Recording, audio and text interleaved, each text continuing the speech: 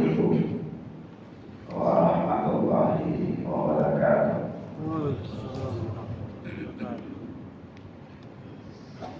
Alhamdulillahilladzi hadana lil Islam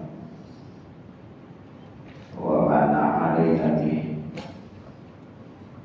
wa akhrajana fi khairi ummatin wa nas'aluhu at-tawfiqa lima yuhibbu wa yarda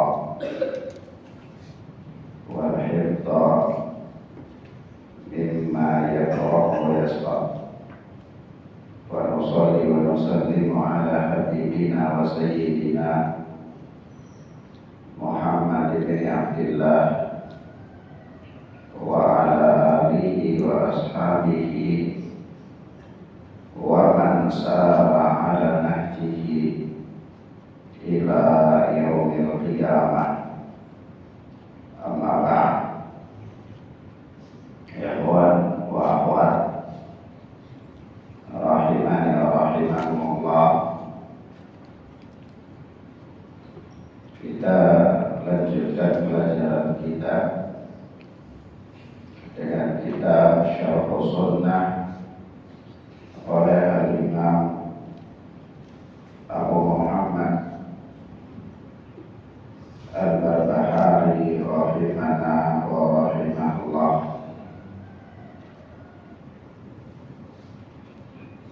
Kita masuk pada ucapan beliau, yakni kata Imam Al-Barbahari, wa bid'atun dhaharat hiya kufrun billahil azim. Dan bid'ah yang muncul, di mana bid'ah itu merupakan kekufuran kepada Allah yang Maha Agung. Wa man qala biha fa huwa kafirun billahi la syakka fihi.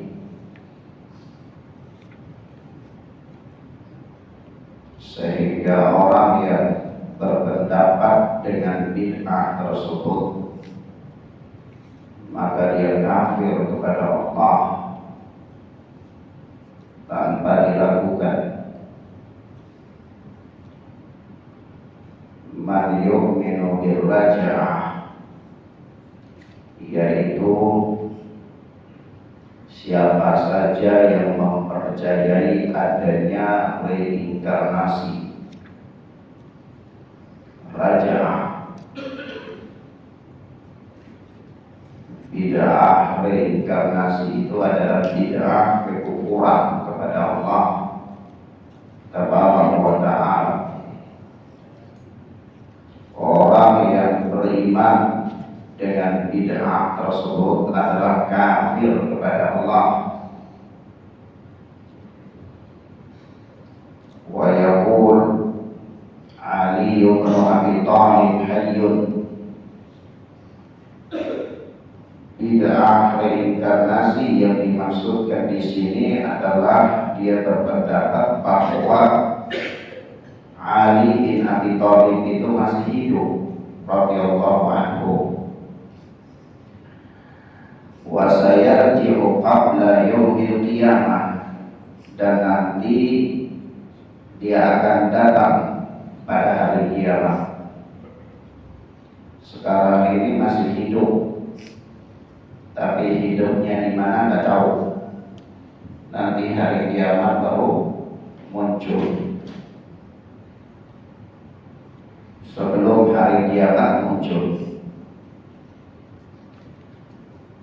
Wa Muhammad bin Ali wa Ja'far bin Muhammad wa Musa bin Muhammad wa Musa bin Ja'far wa yatakallamuna fil imamah. Demikian pula dia beranggapan bahwa Muhammad bin Ali, ya, Muhammad bin Ali itu namanya adalah Muhammad bin Ali bin Husain bin Ali bin Abi Thalib. ya, Muhammad bin Ali bin Husain bin Ali bin Abi Thalib, wafat pada tahun 114 Hijriah. Kemudian Ja'far bin Muhammad. Ja'far bin Muhammad itu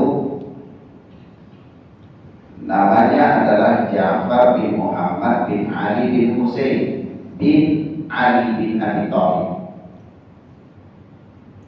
Siapa namanya? Ja'far bin Muhammad bin Ali bin Husain bin Ali bin Abi Thalib. Itu berarti siapa yang Ali bin Abi Thalib? Cucu apa cecet? Ya, ya. Itu wafat pada tahun 140 Hijriah. Kemudian Musa bin Ja'far.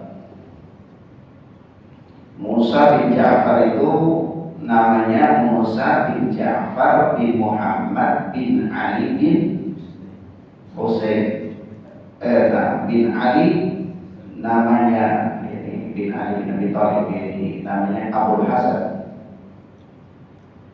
bin Ali Abul Hasan, ini Ali bin Ali. Musa bin Ja'far bin Muhammad bin Ali Abul Hasan Ali bin Abi Thalib, wafat pada tahun 183 Hijriah. Nah, yakni siapa saja yang beranggapan bahwa Ali bin Abi Thalib dan anak cucunya yaitu Muhammad bin Ali, ya, Ja'far bin Muhammad, Musa bin Ja'far, itu mereka semuanya masih hidup dan nanti mereka semua sebelum hari kiamat akan datang. Ya, siapa yang beranggapan demikian, berkeyakinan demikian, maka ini dia telah memiliki keyakinan bid'ah yang mukafirah, yang mengkafirkan. Ya.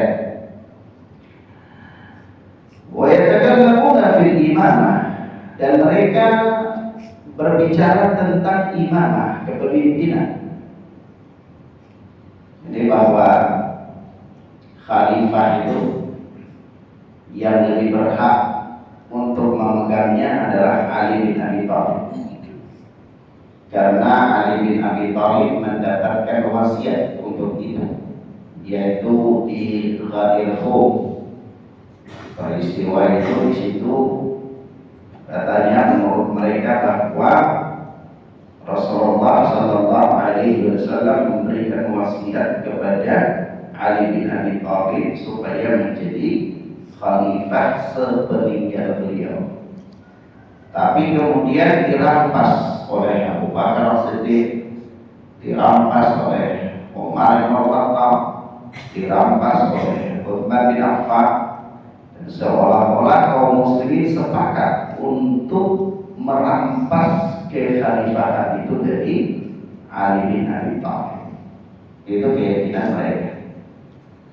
Nah, barang siapa yang berkeyakinan dengan keyakinan seperti ini, otomatis dia menyelisihi keyakinan Ahlus Sunnah wal Jamaah yang telah menetapkan tanpa ada keraguan bahwa kedudukan para sahabat itu dimulai dari Khulafaur Rasyidin, kemudian 10 orang yang dijamin masuk surga, dan kemudian sahabat Badar, sahabat yang ikut dalam Bai'atul Ridwan, kemudian orang-orang yang masuk Islam sebelum Fathul Makkah, kemudian orang-orang yang masuk Islam setelah Fathul Makkah. Nah, barang siapa yang berkeyakinan menyelisihi keyakinan ini, maka berarti dia meyakini sesuatu yang tidak dikenal di kalangan para sahabat ridwanullahi alaihim ajma'in. Maka tentu dia telah melahirkan sebuah bid'ah wa annahum ya'lamuna al-ghaiba, dan dia berkeyakinan bahwa mereka ini, Ali bin Abi Thalib radhiyallahu taala anhu dan anak keturunan beliau Ja'far bin Muhammad atau Muhammad bin Ali, Musa bin Ja'far, itu ya'lamuna al-ghaiba, mereka mengetahui perkara ghaib. Jadi paham Ja'fariyah, Syiah Ja'fari yang memiliki keyakinan bahwa mereka mempunyai imam-imam yang imam-imam mereka ini mengetahui perkara ghaib. Maka kata Imam Al-Barbahari, siapa yang memiliki keyakinan bid'ah ini, fahdharhum fa innahum kuffarun billahi al-azim. Hati-hatilah dari mereka, karena mereka ini adalah orang-orang yang kafir kepada Allah yang Maha Agung. Wa man qala bi hadzal qaul, demikian pula orang-orang yang berpendapat dengan pendapat yang demikian. Maka ikhwan, a'azzani Allah wa iyyakum, ini yang disebutkan oleh Al-Imam Al-Barbahari di sini adalah tentang fitnah kekufuran, yaitu yang dianut oleh Syiah, kelompok Syiah, yaitu mereka beranggapan adanya raj'ah, adanya reinkarnasi. Bahkan mereka beranggapan bahwa Imam Mahdi dari keturunan Husain itu nanti keluar di akhir zaman, mendekati kiamat nanti, bisa dari dalam gua yang beliau hari ini ada bersembunyi di situ. Ada satu peristiwa, lalu dia masuk di dalam gua itu, akhirnya gak keluar sampai nanti mendekati hari kiamat. Jadi keyakinannya Syiah. Nah, kata Imam Al-Barbahari bahwa ini adalah bid'ah kekufuran. Artinya apa ya, Pak? Artinya bahwa bid'ah itu banyak, tetapi pada prinsipnya kelompok bid'ah itu sejauh mana penyimpangan mereka, itu ada dua kelompok secara garis besar. Kelompok yang pertama adalah penyimpangan yang menyebabkan mukhrijan anillah, keluar dari agama. Yang kedua adalah penyimpangan yang tidak sampai menyebabkan keluar dari agama. Nah, di antara kebid'ahan yang menyebabkan keluar dari agama, yaitu banyak sekali. Di antaranya adalah orang-orang yang meyakini bahwa adanya reinkarnasi yang terjadi pada Ali bin Abi Thalib radhiyallahu taala. Ini bid'ah yang membawa kepada kekufuran. Demikian pula orang-orang yang meyakini bahwa imam-imam mereka mengetahui perkara gaib, mulai dari kalangan Syiah sampai pada kalangan para Sufiyah,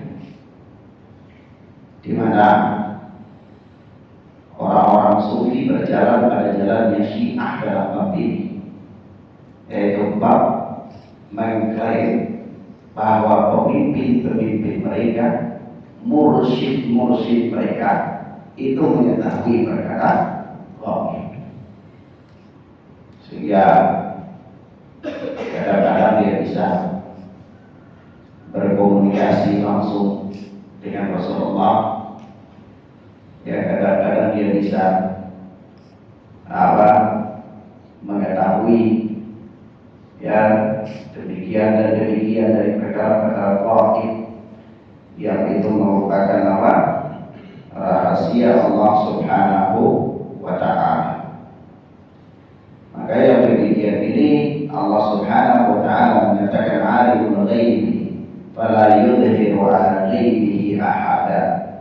Allah itu zat yang mengetahui perkara gaib, dan Allah tidak memberitakan perkara gaib itu kepada seorang pun illa man irtadha min rasulih, kecuali kepada orang yang Allah ridhoi dari kalangan Rasul. Jadi artinya apa? Artinya perkara gaib itu semua telah merupakan hak Allah. Hanya ada beberapa perkara yang memang Allah beritahukan kepada makhluknya. Nah, siapa yang mengetahui itu yang diberitahukan oleh Allah adalah para Rasul Allah Azza wa Jalla. Jadi bukan semua perkara gaib, sebagian perkara, beberapa perkara saja yang Allah sampaikan kepada para utusannya dalam rangka supaya memperkuat kedudukan mereka sebagai utusan Allah Subhanahu wa Ta'ala. Tetapi kalau mereka mengklaim bahwa mereka mengetahui seluruh perkara gaib, bahkan perkara-perkara gaib yang tidak mungkin diketahui dan tidak diberitakan oleh Allah kepada utusannya saja, diklaim oleh mereka bahwa mereka mengetahuinya, maka ini adalah pengakuan yang batil yang menyelisihi jalannya para salaf. Nah,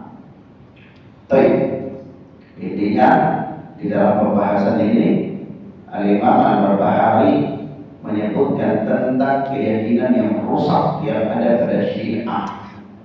Ya. Nah, kemudian selanjutnya berkata Al-Imam Al-Barbahari, qala Tu'mah bin Amr wa Sufyan bin Uyainah rahimahumullah, wa man waqafa 'inda Uthman wa Ali fa huwa Syi'i la yu'addad wa la yukallam wa la yujalas, wa man qaddama 'aliyan 'ala Uthman radhiyallahu anhu fa huwa rafidhi. Qad rafadha an athara ashabi Rasulillah sallallahu alaihi wa alihi wasallam, wa man qaddama al-arba'ata 'ala jami'ihim wa tarahhama 'ala al-baqina wa kaffa 'an salalihim fa huwa 'ala tariqil istiqamah wal huda fi hadzal bab. Kata Imam Al-Barbahari, Tu'mah bin Amr adalah Al-Kufi, ya, Al-Amiri Al-Kufi, wafat tahun 168 Hijriah. Wafat tahun 168 Hijriah. Beliau Sufyan bin Uyainah adalah salah seorang dari gurunya Imam Asy-Syafi'i. Beliau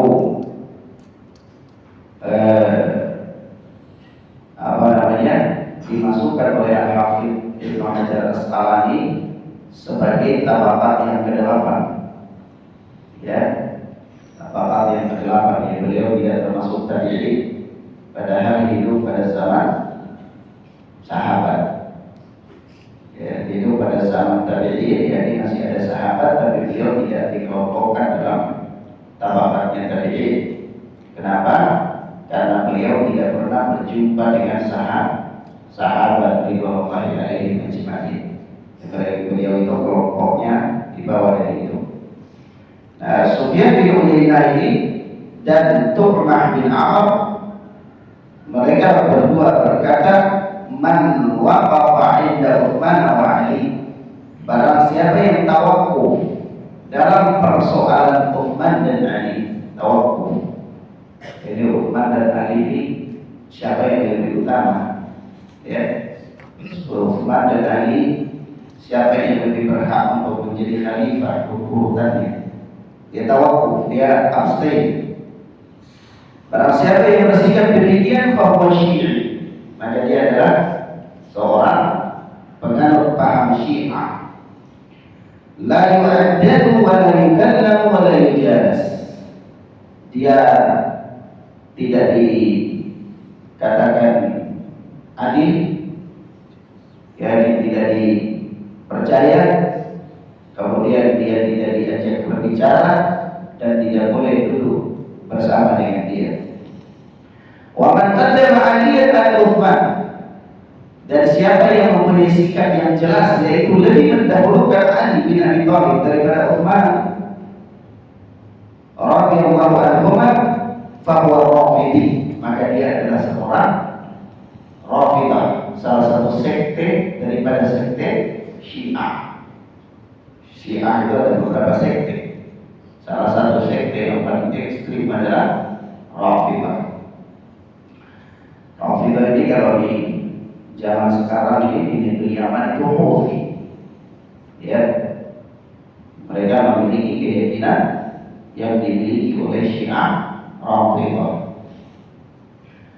Pada rafadah antara ashabi Rasulullah sallallahu alaihi wasallam radhiyallahu anhu, dia itu Rafidah karena dia telah menolak athar-athar para sahabat ridwanullahi alaihim ajma'in.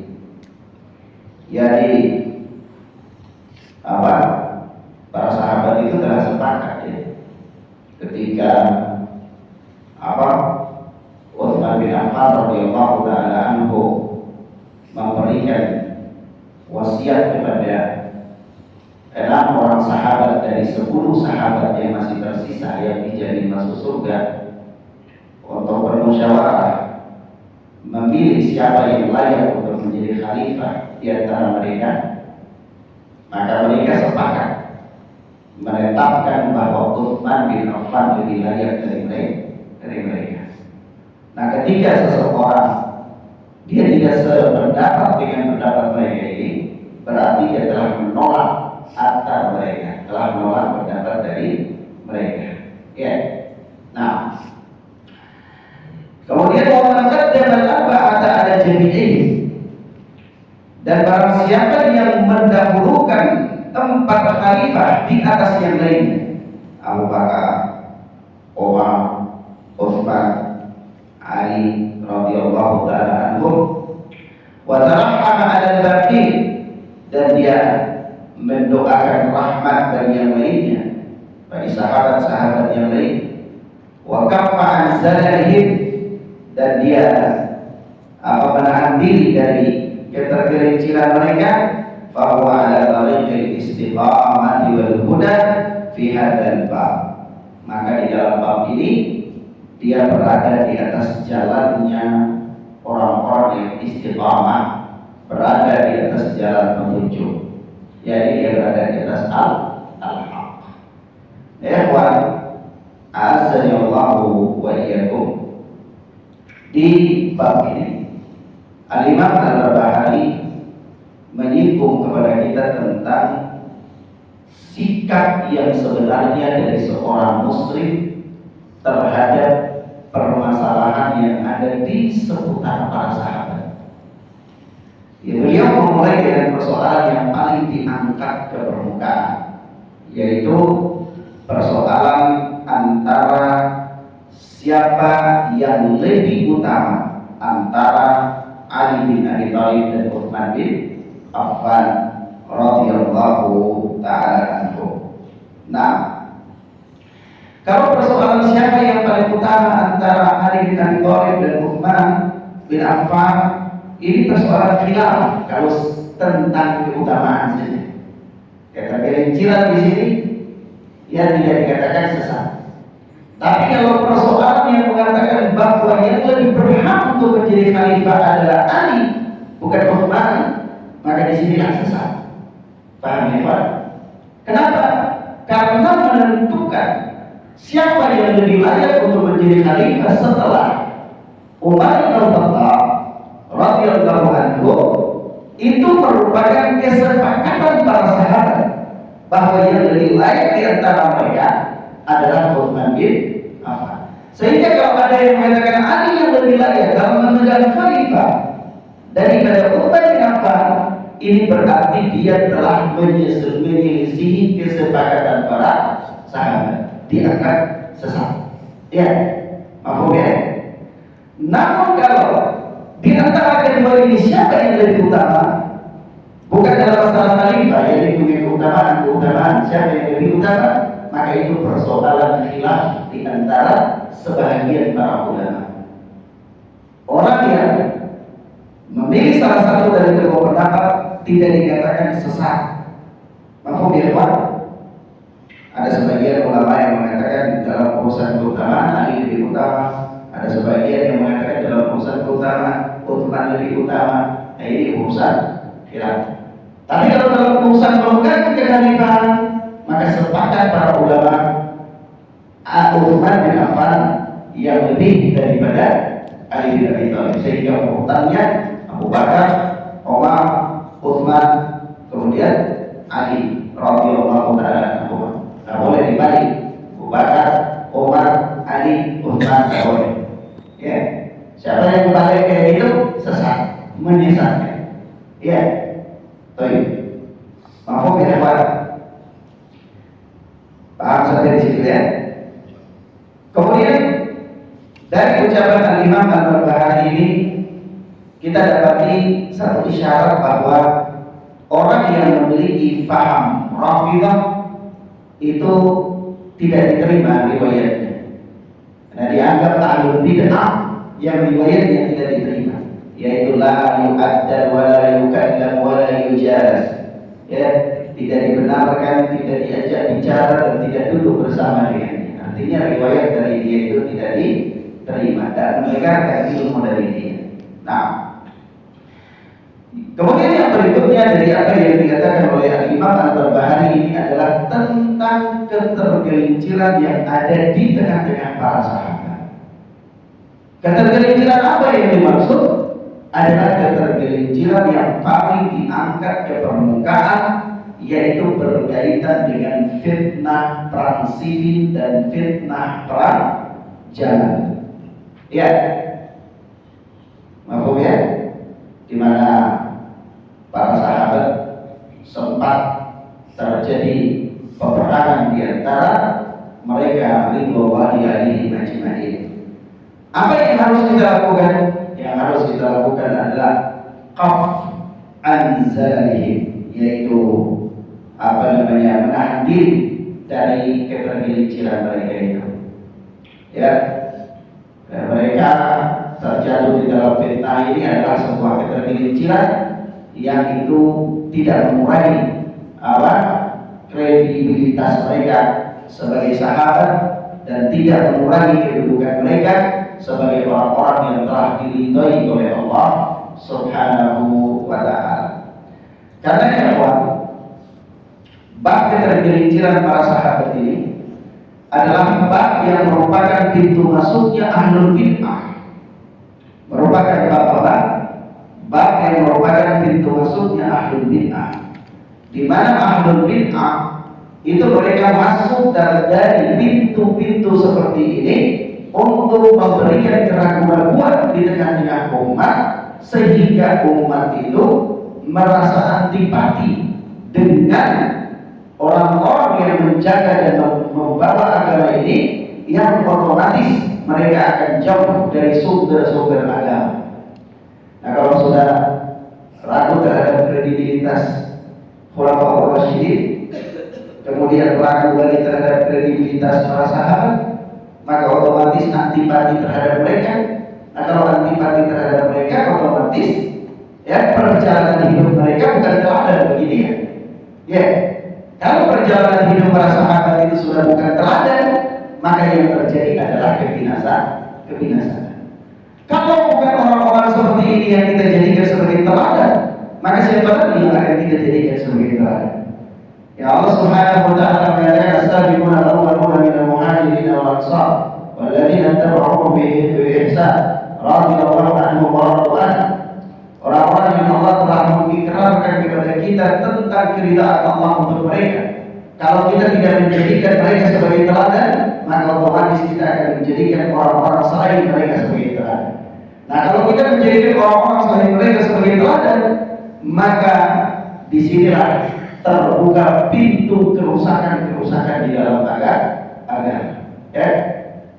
Sebab itu, ketika Syiah Rafidhah menganggap seluruh para sahabat itu kafir kecuali beberapa orang saja, 6 orang ini, maka mereka menjauhkan diri dari mengambil riwayat-riwayat dari para sahabat. Ketika mereka telah menjauhkan diri dari mengambil ilmu dari riwayat-riwayat para sahabat, mereka meninggalkan perjalanan para sahabat sebagai teladan bagi mereka, maka yang terjadi adalah mereka membuat keterangan-keterangan agama yang berasal dari sisi mereka yang mereka berjalan dengan. Muncullah di sana ada pemahaman bahwa mereka mempunyai mushaf yang jauh lebih baik daripada mushaf yang ada di tangan kita, yang namanya mushaf Fatimiyah, yang kebaikannya jauh lebih baik daripada mushaf Utsmaniyah yang ada di tangan kita. Kemudian Imam Mahdi mereka adalah berasal dari Husain yang sekarang masih ada di dalam gua, nanti muncul ketika mendekati hari kiamat. Kemudian di dalam bab Tahawa, Khomeini memasukkan Aisyah radhiyallahu taala anha ke dalam benda-benda yang dianggap najis, waliyadzubillah, dan seterusnya. Kenapa? Berawal dari meragukan kredibilitas para sahabat, akhirnya meninggalkan mereka, membawa kepada sikap yang lebih ekstrim, yaitu sampai pada batas mengkafirkan mereka. Ketika mengkafirkan sumber-sumber agama, maka yang terjadi adalah agama itu akan datang dari diri sendiri. Kalau agama akan datang dari diri sendiri, maka yang terjadi adalah kesesatan, kerusakan, kebinasaan. Maka dari itu, kedudukan memuliakan para sahabat dan menahan diri dari ketergelinciran mereka adalah bab yang diletakkan oleh para ulama dalam bab-bab akidah. Paham ya, Pak? Nah, kemudian selanjutnya berkata Imam Al-Barbahari, wa sunnatu an tashhada anna al-ashrata alladziina shahida lahum Rasulullah sallallahu alaihi wasallam bil jannah annahum min ahli jannah la syakka fi. Dan sunnah, yaitu merupakan agama yang benar, keyakinan yang benar, adalah engkau bersaksi bahwa 10 orang sahabat yang dipersaksikan oleh Rasulullah bahwa mereka masuk surga, annahum min ahli jannah la syakka fi. Engkau bersaksi pula bahwa mereka itu ahli surga, tidak ada keraguan padanya. Artinya 10 orang sahabat yang telah diberikan kabar gembira oleh Rasulullah bahwa mereka itu masuk surga, mereka itu ahli surga, maka jangan menyelisihinya. Engkau harus meyakini bahwa mereka juga adalah ahli surga, sebagaimana yang ditetapkan oleh Rasulullah sallallahu alaihi wa alihi wasallam. Akhwat fillah, azza wa jalla. Artinya begini, urusan surga dan neraka itu hak mutlaknya Allah. Tidak boleh bagi seorang pun untuk mengklaim pribadi-pribadi tertentu dengan surga, dan tidak boleh pula mengklaim pribadi-pribadi tertentu dengan neraka, melainkan dengan nas-nas yang datang dari Al-Quran maupun sunnah Nabi Sallallahu Alaihi Wasallam. Kenapa? Karena urusan surga dan urusan neraka itu bukan urusan makhluk, tapi urusan Allah. Sehingga yang lebih tahu bahwa orang ini surga dan orang ini neraka itu adalah Allah. Ketika manusia dia menetapkan seseorang dengan surga atau menetapkan seseorang dengan neraka, itu artinya dia telah mengambil hak Allah. Dia telah mengambil hak Allah Azza wa Jalla. Maka keyakinan yang benar dalam keyakinan Ahlus Sunnah wal Jamaah adalah kita tidak mengklaim pribadi tertentu dengan surga, demikian pula kita tidak mengklaim pribadi tertentu dengan neraka, melainkan dengan nas yang jelas. Sehingga apabila tidak ada nas yang berbicara tentang pribadi tertentu bahwa dia neraka atau pribadi tertentu bahwa dia surga, maka kita tidak akan berani untuk menetapkan hal itu. Paham ya, Pak? Lalu Ustaz, bagaimana? Kan orang-orang yang mengaku dirinya bermanhaj salaf itu selalu mengatakan kullu bid'atin dhalalah wa kullu dhalalatin finnar. Setiap bid'ah itu sesat dan setiap kesesatan itu di neraka. Bukankah ini berarti mereka mengklaim orang-orang yang melakukan bid'ah dengan neraka? maka kita katakan tidak. Bukan begitu pemahamannya. Pemahaman yang benar adalah kita mengatakan orang-orang yang melakukan kebid'ahan itu sama dengan orang-orang yang melakukan kemaksiatan. Nah, kalau orang-orang yang melakukan kemaksiatan, maka itu dia berada di bawah ancaman Allah, bahwa Allah mengancam dia dengan neraka. Adapun dia diklaim pasti masuk neraka atau tidak, itu adalah hak Allah Subhanahu wa Ta'ala. Paham ya, Pak? Jadi kita mengatakan setiap orang yang melakukan bid'ah itu di neraka, bukan kita klaim dia masuk neraka, tapi kita mengatakan orang yang melakukan bid'ah itu dia sedang bermaksiat kepada Allah. Nah, orang yang bermaksiat kepada Allah itu tidak dijamin dengan surga, tapi dia diancam dengan neraka. Diancam dengan neraka. Adapun dia masuk neraka dan dia tidak masuk neraka, itu urusan Allah Subhanahu wa Ta'ala. Mampu ya, Pak? Tapi hanya saja di dalam beberapa perkara itu nas telah menetapkan pribadi-pribadi tertentu dia masuk surga dan pribadi-pribadi tertentu dia masuk neraka. Sebagaimana apa? Nas menetapkan orang yang mati dalam kekafiran dan dia tidak bertobat dari kekafirannya, dia mati dalam keadaan tenggelam dalam kekafirannya, maka nas menetapkan bahwa dia masuk neraka. Ya, paham ya? Begitu pula nas menetapkan pribadi lebih rinci lagi seperti Amr bin Khuza'ah. Amr bin Khuza'ah yang Rasulullah katakan, Rasulullah di dalam Sahih Muslim mengatakan bahwa telah melihat orang ini sedang mencabik-cabik perutnya di dalam neraka. Siapa itu Amr bin Khuza'ah? Amr bin Khuza'ah adalah orang yang pertama melakukan kesyirikan di tanah Arab. Ya, pertama melakukan kesyirikan di tanah Arab. Ya, dia melakukan apa? Orang yang sering berdagang ke Syam, maka suatu ketika dia mimpi tentang patung-patung orang-orang saleh di kaumnya Nabi Allah Nuh alaihi salatu wassalam. Lalu dia gali patung-patung itu, dia bawa pulang. Nah, dia lihat orang-orang sana menyembah berhala, dia bawa pulang ke kota Makkah. Dia bagi-bagikan kepada kabilah-kabilah, dan akhirnya pemimpin-pemimpin kabilah itu menjadikan berhala-berhala tersebut sebagai sarana untuk mendekatkan diri mereka kepada Allah.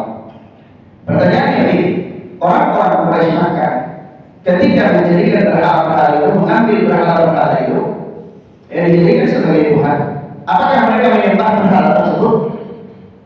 Jawabnya tidak. Mereka tidak menyembah berhala tersebut. Apakah mereka menganggap berhala itu Tuhan? Tidak. Mereka tidak menganggap berhala itu Tuhan.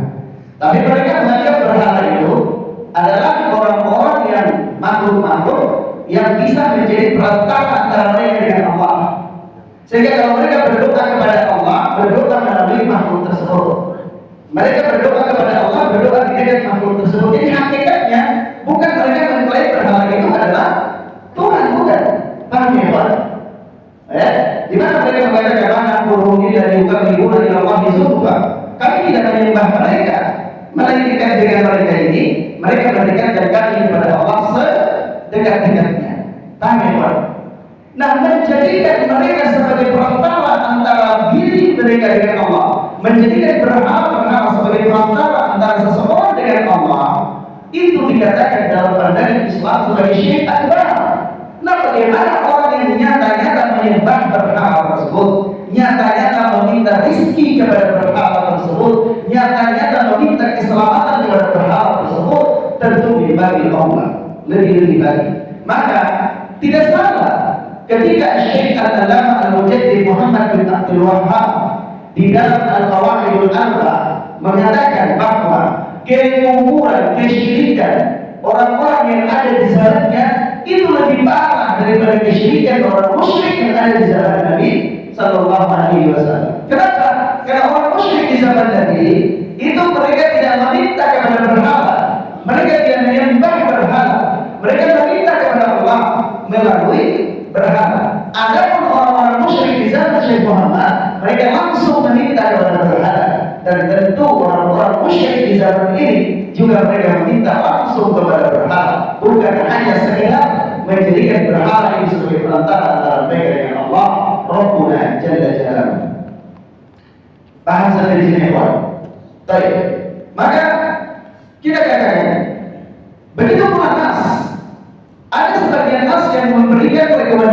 kepada orang tertentu untuk surga, baik secara kelompok maupun secara pribadi, individu. Seperti ini, Nas telah menetapkan 10 orang sahabat masuk surga. Nas juga telah menetapkan seorang wanita tua yang terkena penyakit epilepsi. Juga kalau dia bersabar atas penyakitnya, maka dia juga surga, dan seterusnya. Maka kita ahli sunnah wal jamaah menetapkan surga untuk seseorang atau sekelompok orang. Demikian pula menetapkan neraka untuk seseorang atau sekelompok orang. Itu tidak keluar dari nas yang qat'i, nas yang telah pasti ada hal itu. Maksudnya, baik. Kalau kita apa hikmahnya? Apa hikmahnya mesti demikian? Apa hikmahnya mesti nas itu ada mengatakan orang ini surga, orang ini masuk surga, orang ini masuk neraka? Apa hikmahnya? Hikmahnya adalah supaya orang-orang yang datang belakangan kalau mau mengambil ibrah, itu ambil ibrah dari orang yang dijamin masuk surga. Jangan mengambil ibrah dari orang yang dijamin masuk neraka. Gitu.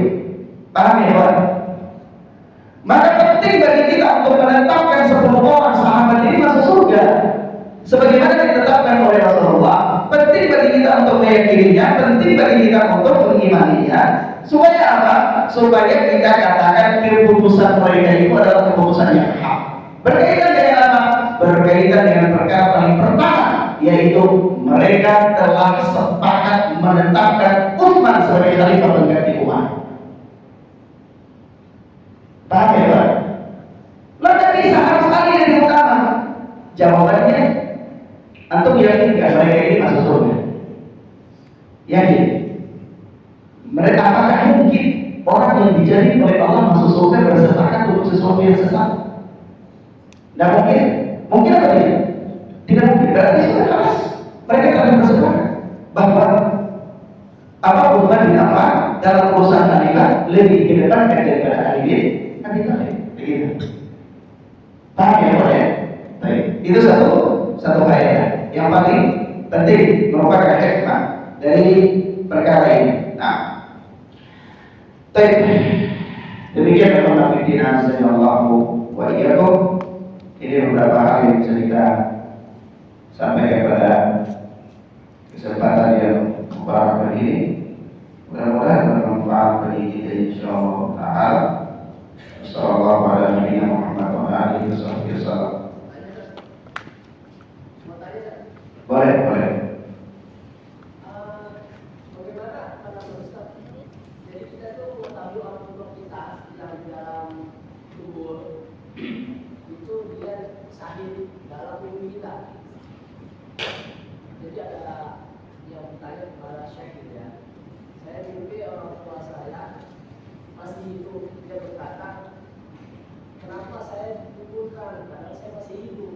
Tapi saya itu mengatakan dia sahih. Jadi mengetahui itu lewat mimpi. Itu bagaimana pandangan Ustaz? Baik, barakallahu fiik. Tentang mimpi. Mimpi itu pada umumnya adalah mintaan iblis syaitan, merupakan permainan syaitan pada umumnya. Namun ada mimpi-mimpi tertentu yang juga dianggap itu adalah hak. Seperti mimpinya seorang mukmin, ya, mimpinya seorang mukmin yang baik agamanya, dan mimpi itu adalah mimpi yang tidak bertentangan dengan nas-nas, maka mimpi itu bisa dikatakan hak. Tapi kalau seandainya ada orang yang bermimpi bahwa si fulan dia masuk surga, bagaimana kita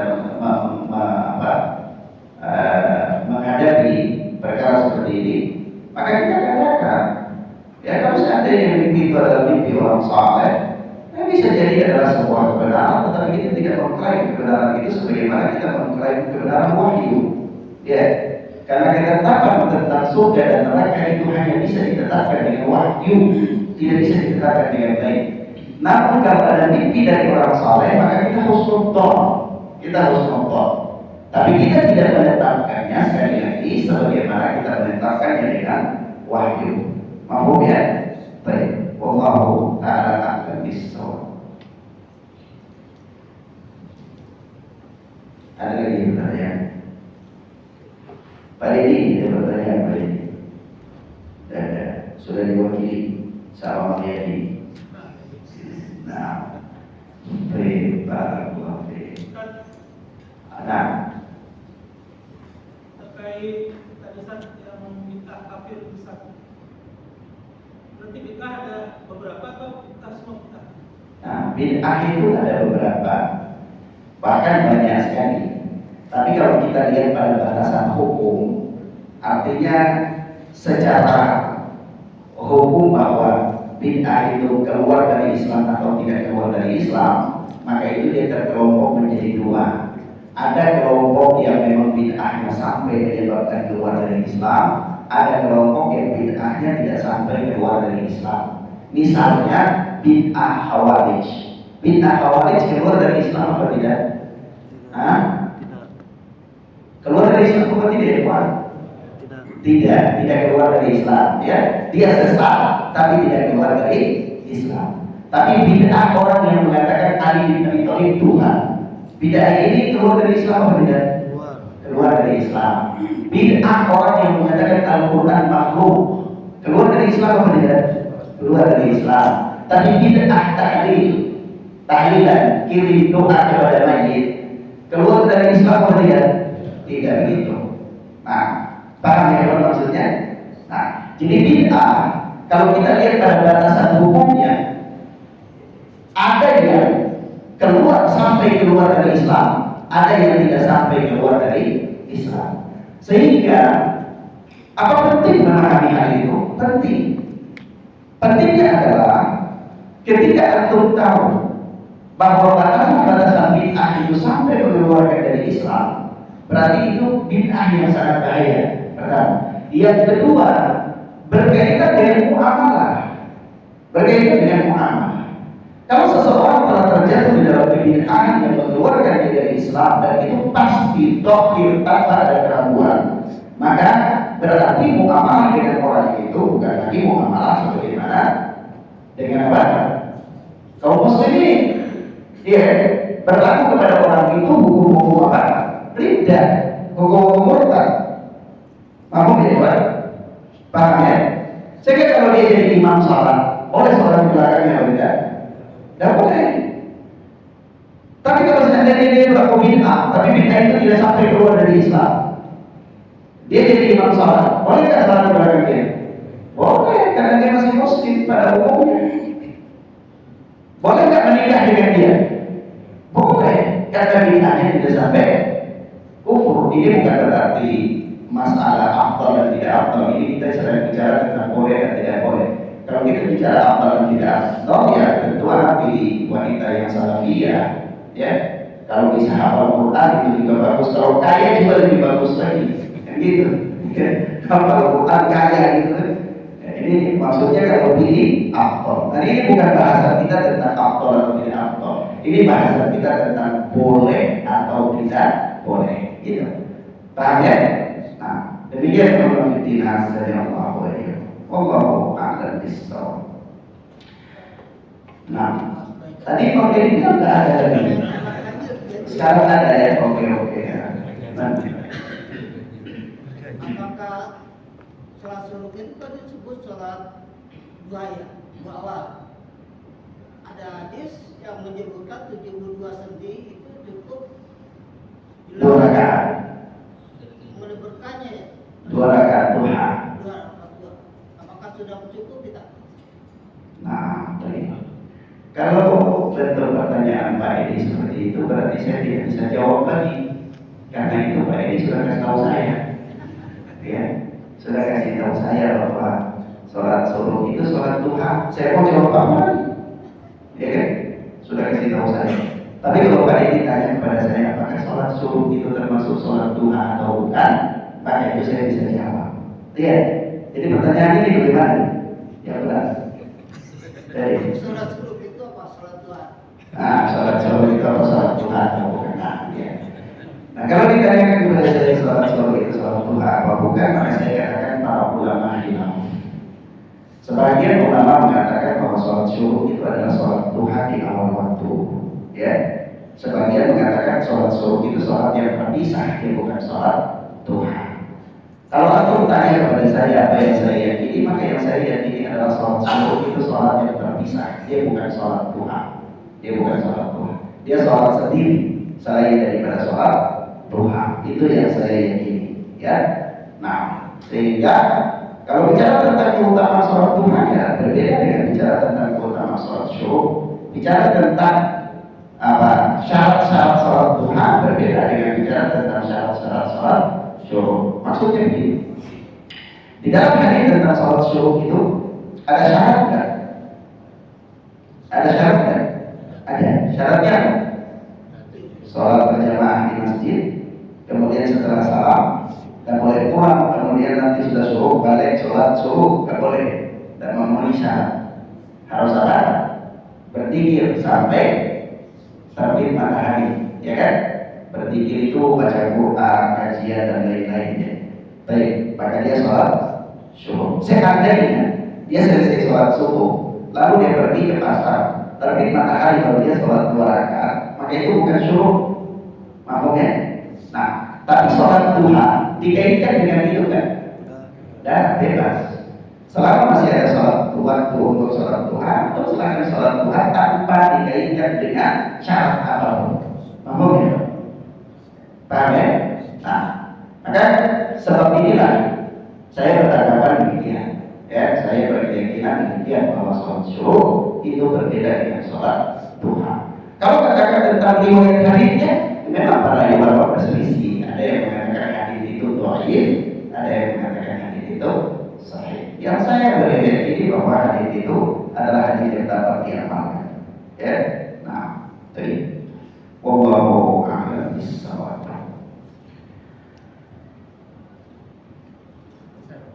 Mengenai nanti kalau nggak ada bagian ini kurang afdol. Nah, itu ya. Mengenai tentang kepemimpinan kaum muslimin saja. Mengenai Tentang kepemimpinan kaum muslimin. Kepemimpinan kaum muslimin, pertanyaan praktik. Apa ada tentang hadis atau usulan yang menyatakan bahwa kepemimpinan kaum muslimin itu dilahirkan dari kaum Quraisy, apakah itu dari memang tetap atau kan banyak pemimpin kaum muslim nih aku sebagai pemimpin dari suatu saat nanti di akhir zaman lah kalau jadinya apakah itu dari tetap bahwa pemimpin kaum muslim itu ditetapkan tetap dari kaum Quraisy itu aja. Baik. Kalau saya pahami dari pertanyaan Bang Edi ini, Bang Edi bertanya tentang imamul ummah, imam besar kaum muslimin. Nah, kalau imam besar kaum muslimin itu harus dari Quraisy, harus dari Quraisy. Sebab itulah perkara pertama menyelesaikan perselisihan di antara para sahabat tentang siapa yang layak jadi khalifah setelah Rasulullah, itu keputusan kepada Abu Bakar Siddiq. Kenapa keputusan kepada Abu Bakar Siddiq? Karena nas itu tadi bahwa imam ummah itu harus dari Quraisy. Waktu itu kan di Bani Sa'idah itu terjadinya perselisihan antara sahabat. Ada Rasulullah wafat, Rasulullah belum dikuburkan, orang-orang Ansar sudah kumpul di Bani Sa'idah untuk menentukan siapa khalifah mereka, ya kan? Siapa pengganti Rasulullah. Ketika mendengar berita ini, maka Umar bin Khattab dan Abu Bakar As-Siddiq mendatangi mereka. Terjadi diskusi di antara mereka. Akhirnya ada kesimpulan, ya sudahlah, dari Ansar satu pemimpin, dari Muhajir satu pemimpin. Ya, maka dikatakan nggak boleh kalau kayak gitu, nggak boleh ada dualisme kepemimpinan, itu nggak benar. Ya, kalau begitu sudah pemimpin dari sini panjang lebar, akhirnya disampaikanlah hadis ini bahwa pemimpin itu harus dari Quraisy, maka dibaiatlah Abu Bakar As-Siddiq sebagai khalifah pengganti Rasul Sallallahu Alaihi Wasallam. Tapi kalau berbicara tentang kepemimpinan pada wilayah-wilayah setelah umat Islam dipecah belah oleh Eropa, ya kaum muslimin itu sudah terkotak-kotak dan terbatasi oleh wilayah-wilayah masing-masing, wilayah-wilayah teritorial. Maka kita katakan, ya pemimpin itu kembali kepada kaum muslimin siapa yang paling layak di antara mereka. Karena kepemimpinan di wilayah-wilayah itu bukanlah kepemimpinan yang dimaksudkan dengan imam ummah, bukanlah yang dimaksudkan dengan pemimpin besar kaum muslimin. Bisa saja di suatu negara yang mempunyai pemimpin yang namanya Perdana Menteri, di suatu negara lagi pemimpin yang namanya Presiden, di suatu negara lagi Raja dan seterusnya. Itu tidak ada masalah, tidak ada masalah.